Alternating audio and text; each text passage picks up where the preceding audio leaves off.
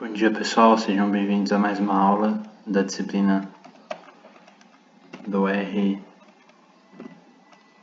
disciplina de tópicos avançados em agricultura irrigada, que a gente está vendo o software do R. Nas aulas, nos vídeos dessa semana, a gente vai estar vendo alguns controles, alguns comandos para fazer loop, tá? A gente vai estar vendo a parte de programação dentro do R. Aqueles que já mexem com outras linguagens de programação vão ter facilidade. Talvez essas aulas sejam um pouco repetitivas, mas eu aconselho que acompanhem e vejam pelo menos uma vez as aulas para ver se tem alguma diferença com relação à linguagem que vocês estão mais acostumados, tá certo? Para a aula de hoje, a gente vai estar usando o pacote tidyverse, tá certo? Eu já vou rodar ele aqui, eu já tinha ativado ele na verdade. E eu queria apresentar para vocês antes, o R tem uma função, que é essa função paste, tá certo? Eu consigo colar qualquer coisa aqui, tá certo? Se eu tiver, por exemplo, aqui antes um número i, por exemplo, i igual a 2, eu consigo colar o ABC e o valor de i, tá certo? Só que o que acontece,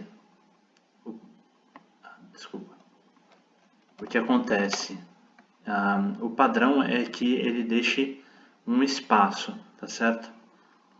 Se a gente quiser, por exemplo, a gente pode definir que a separação vai ser nada, que não vai ter separação. Então você abre e fecha aspas, simples ou duplas, aí tanto faz. Você não deixa espaço aqui, esse pequeno espaço aqui é a distância entre um caractere e outro, mas não tem espaço aqui, tá certo? Aqui, depois do igual, não tem espaço entre as aspas, tá bom? Se eu rodar isso aqui, vocês vão ver aqui que ele criou essa linha de texto e agora não existe separação entre entre as duas partes que ele colou, tá certo? Paste é colar. Tudo bem? Essa é uma função que a gente vai estar usando que ela é bem, pode ser bem importante, tá certo? Bom, a gente vai começar a trabalhar um pouco com o loop, tá certo? Com as funções que fazem loop. Primeiramente a gente vai ver a função for, tá certo? Então nessa função, para explicar essa função, eu vou criar aqui primeiro um vetor com dados aleatórios, sem números aleatórios, com média. Aí vocês podem chutar um valor qualquer, eu estou pondo aqui 1.33 e desvio padrão de 0.2, tá certo? Isso, pessoal, ó, essa função, cada vez que você rodar vai dar um valor diferente. Então não se preocupem, não tem que dar o mesmo valor aqui no vídeo e no computador de vocês, tá certo? Então crio essa variável dist, tá certo? Esse vetor dist com 100 números aleatórios com média 1.33 e desvio padrão de 0.2. Eu só dou uma olhada aqui no meu exemplo porque eu não quero ter dados negativos, então eu dou uma olhada. Eu vejo que não tenho dados negativos no meu exemplo. E aí eu vou estar criando. Imaginem, esse exemplo é basicamente um exemplo de... Imaginem que vocês fizeram um levantamento topográfico e essas são algumas distâncias, tá certo? Entre pontos. Você começou antes num ponto 1 até o ponto 100, tá certo? E você teve distâncias. Você quer calcular agora as distâncias do começo até o último ponto, tá bom? Então eu vou estar criando um vetor rest, tá certo? Que seria o resto, o restante. Primeiro eu crio ele como null, ou seja, um vetor vazio. E eu vou dizer que o primeiro valor desse vetor vai ser igual à soma de todos os valores desse vetor dist, tá certo? Pronto. Se vocês rodarem o rest, ele só tem um valor, tá certo? É um vetor com um valor só. Bom, agora agora sim eu vou usar a função for, e eu quero que i esteja dentro de 2 a 100, abro o colchete, né, chaves, na verdade, e eu vou dizer que o valor i da minha variável rest vai ser igual a rest i menos 1 menos dist i menos 1. Ou seja, ele vai pegar o valor do vetor rest na posição i menos 1, ou seja, se i começa com 2, ele vai começar com i menos 1, que é 1. Quanto que é o rest na posição 1? É a soma da variável do vetor dist, tá certo? Menos o valor que for de dist na posição i menos 1, tá certo? Se eu rodar isso aqui e rodar rest, ele vai me dar então a distância total na posição 1 e as subtrações até chegar na posição 100, que é a última distância. Se vocês repararem, se eu digitar aqui dist, esse último valor aqui de rest e o último valor de dist, eles devem ser iguais. Claro, no computador de vocês vai ser igual, vai ser diferente do meu computador aqui, do meu vídeo, tá certo? Mas esse valor entre as variáveis, entre os vetores rest e dist, tem que ser o mesmo, tá certo? Para a gente ver que bateu igual, tá certo? Essa é uma aplicação que é bem útil quando a gente está, por exemplo, a gente quer criar uma tabela e a gente tem dados soltos e a gente quer calcular o total, por exemplo, tá certo? Um outro exemplo que eu vou dar aqui, eu vou estar usando aquele exemplo de uma aula passada, acho que foi da aula 3, com os dados de TDR, tá certo? Vou colocar aqui um exemplo 2. Eu vou estar usando, então, vou estar mudando o meu diretório de trabalho e eu vou estar importando aquela tabela, o tdr.dat, tá certo? Eu vou estar criando também, vou estar importando também a primeira linha só dessa tabela para usar como nome de colunas.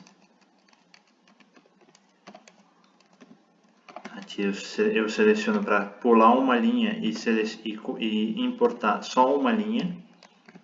E digo de novo que a separação é com vírgula e que decimal é com ponto. Tá certo? E adiciono o parâmetro string sFactor igual a falso. Tá bom? Isso tudo a gente já viu. Se vocês forem lá, podem copiar da aula passada. E aqui eu associo, da aula 3, eu acho que é. E aqui eu associo o nome das colunas da tabela TDR, que eu tinha importado, como D1, tá certo?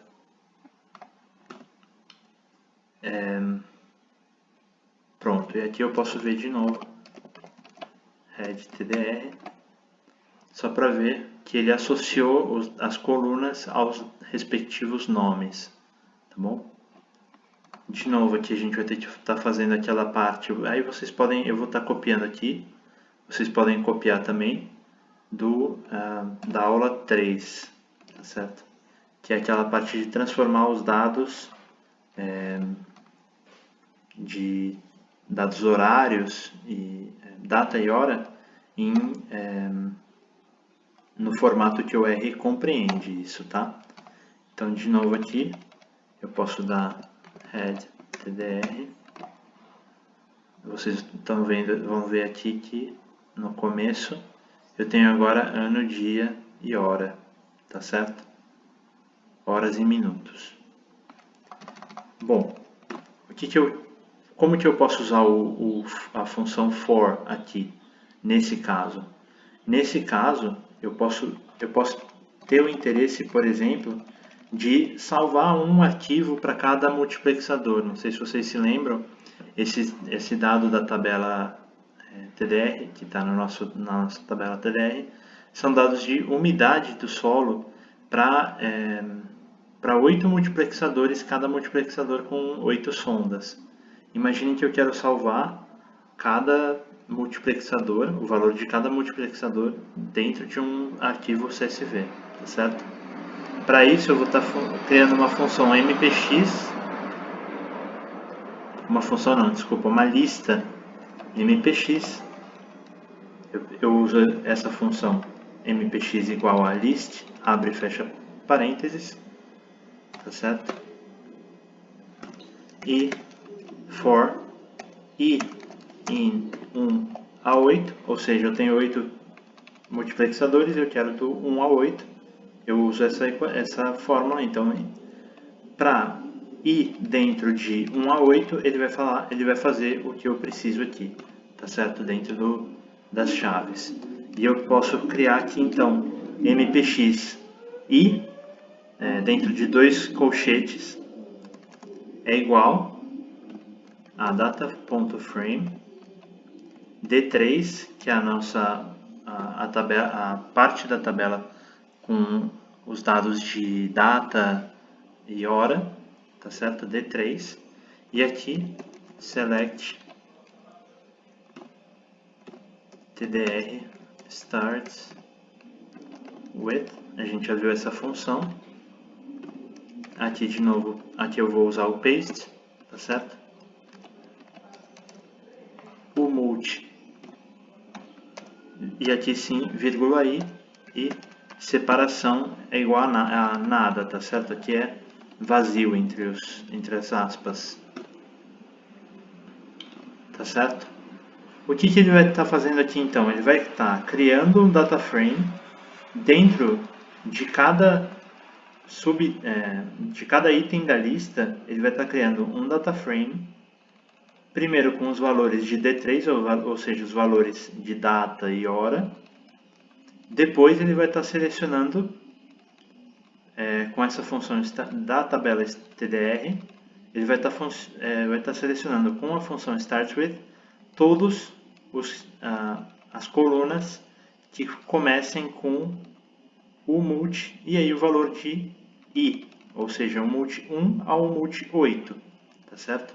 Se eu rodar isso aqui, então, e eu disser aqui que eu quero só os primeiros valores do mpx 1, ele vai ter criado aqui, então, uma tabelinha dentro da mpx1, mpx lista 1, ou seja, por isso que eu seleciono aqui esses 2 colchetes, o 1 dentro de 2 colchetes, e ele vai ter selecionado aqui todas as sondas do multiplexador 1, tá certo? Se eu quiser, essa lista, o mpx, é uma lista com 8 data frames, tá certo? Aqui agora, da mesma maneira, eu poderia estar utilizando a função for i 1 a 8, e aqui eu poderia estar fazendo o seguinte, write.csv mpx i, vírgula. Aqui o nome eu posso usar paste de novo,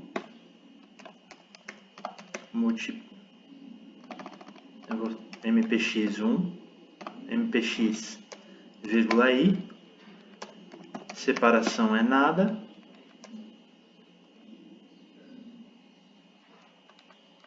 desculpa, aqui faltou .csv, né, para ter o formato.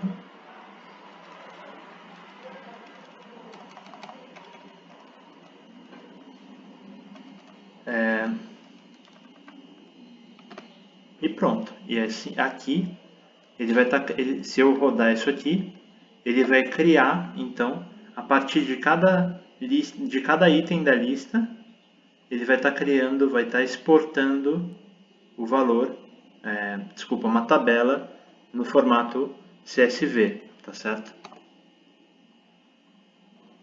Ele pensa um pouco, vocês viram que ficou um tempinho sem aparecer esse sinal de maior, mas aí ele retorna, e aqui eu não tenho como mostrar para vocês, mas vocês vão fazer isso, vão testar em casa, e vocês vão ver que ele vai ter, na pasta de trabalho, ele vai ter criado 8 arquivos CSV, tá certo?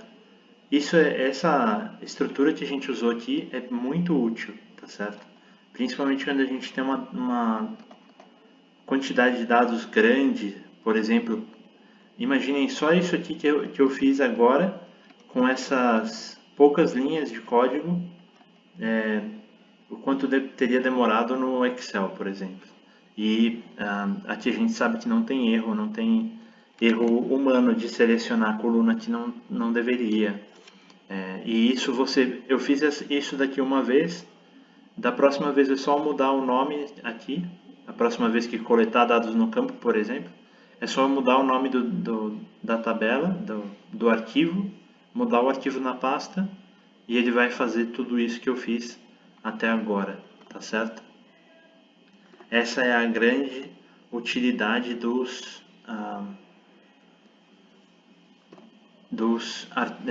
das funções de controle, das funções de loop, tá certo? Na próxima aula a gente vai estar vendo a função while, que é uma outra função de controle, e a função if, tá certo? Até mais, pessoal.